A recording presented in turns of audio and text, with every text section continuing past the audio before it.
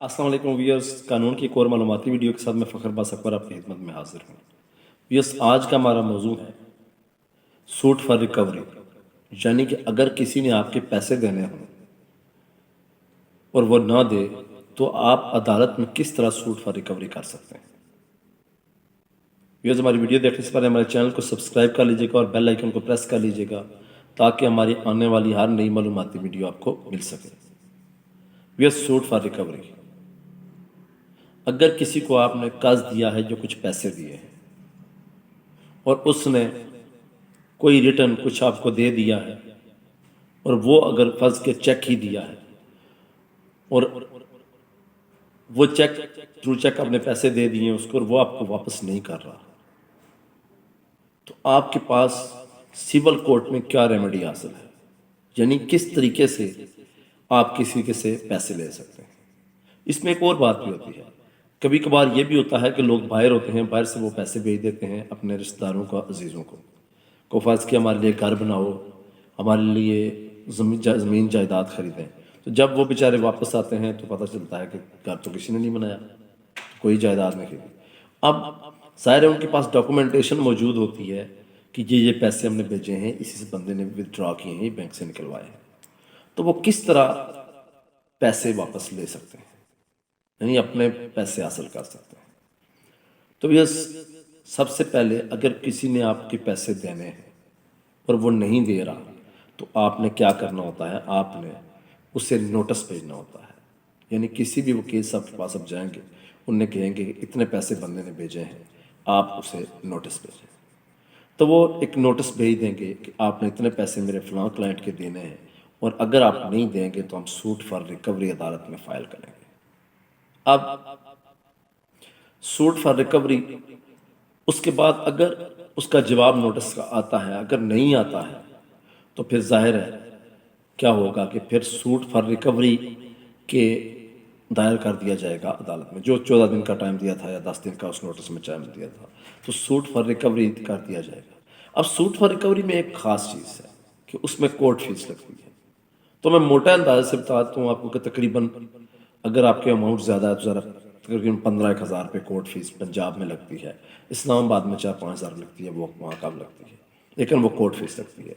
अब वो court fees अगर तो आपका दावा कंप्रोमाइज़ पे ख़त्म हो जाए तो वो वापस मिल जाती है, लेकिन अगर दावा पूरा ट्रायल के बाद वापस हो तो वो फिर कोर्ट फीस, पूरे ट्रायल के बाद कंप्लीट हो फैसला हो तो कोर्ट फीस वापस नहीं होती। अच्छा, अब आपने दावा दायर कर दिया है और उसमें वो डॉक्यूमेंट सारे लगा दिए हैं कि इसने मुझे मेरे इतने इतने पैसे देने हैं, और इसके अलावा आपने अगर डॉक्यूमेंट्स के अलावा कोई ओरल आपके पास कोई ज़बानी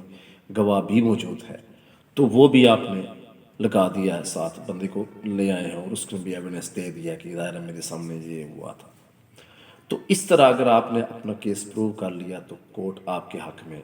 डिग्री जारी कर देगी और आपको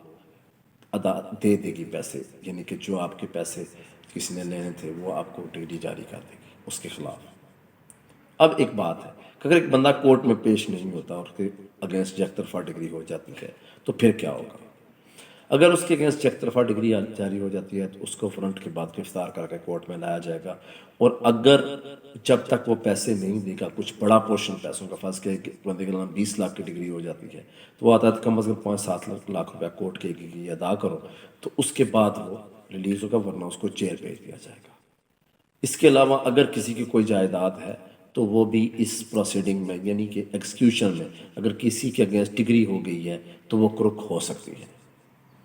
तो इस तरह